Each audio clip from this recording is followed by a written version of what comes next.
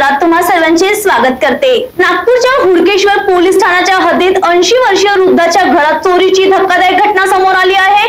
मात्र नागपूर पोलिसांच्या वेगवान तपासामुळे अवघ्या 48 तासात आरोपीला अटक करत संपूर्ण मुद्देमालही हस्तगत करण्यात आला आहे। नागपूरच्या जवाहरनगर भागात सकाळच्या वेळी 80 वर्षीय महेंद्र वर्मा यांच्या घरी चोरीचा प्रकार घडला। आरोपीने घरात घुसून त्यांच्यावर हल्ला केला आणि 25 ग्राम सोन्याचा गोप, 5 ग्रामचे लॉकेट आणि 5000 रुपयांची रोकड घेऊन फरार झाला। हुडकेश्वर पोलिसांनी तत्काळ तपास सुरू करत 70हून अधिक सीसीटीव्ही फुटेजही तपासले। संशयित ओमप्रकाश निकोरे याचा शोध घेत त्याला मानेवाडा रोडवर अटक करण्यात आली। आरोपीने गुन्ह्याची कबुली दिली असून चोरीस गेलेला संपूर्ण मुद्देमाल पोलिसांनी हस्तगत केला आहे। या प्रकरणाचा पुढील तपास सहाय्यक पोलीस निरीक्षक ओमप्रकाश भलावी करत असून पोलीस उप आयुक्त रश्मिता राव आणि सहाय्यक पोलीस आयुक्त नरेंद्र हिवरे यांच्या मार्गदर्शनाखाली ही कारवाई करण्यात आली। अवघ्या 48 तासात चोरी उघडकीस आणणाऱ्या पोलीस दलाच्या कार्यक्षमतेचे सर्वत्र कौतुक होत आहे। पोलीस टाइम न्यूज साठी स्वप्नील धारगवेच रिपोर्ट। पोलीस ठाणे हुडकेश्वर येथे 19 तारखेला एक तक्रार दाखल झालेली होती।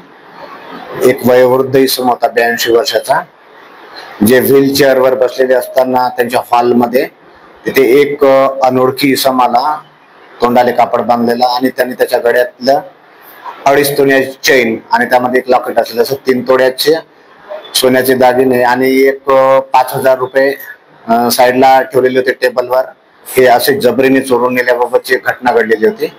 त्याबाबत तात्काळ आम्ही गुन्हा दाखल केला, आजूबाजूच्या परिसरातील फुटेज प्राप्त केले आणि आरोपी येण्याचे आणि जाण्याचे रूट सर्व चेक केले। वरिष्ठांनी सर्व भेटी दिलेल्या होत्या आणि वरिष्ठांच्या मार्गदर्शनाखाली कार्यवाही करत असताना अवघ्या 2 दिवसामध्ये आम्ही हा गंभीर स्वरूपाचा गुन्हा उघडकीस आणून एक 21 वर्षीय इसम याला आम्ही अटक केलेली आहे आणि त्याच्याकडून चोरीस गेलेला पूर्ण मुद्देमाल हा हस्तगत करण्यात आलेला आहे।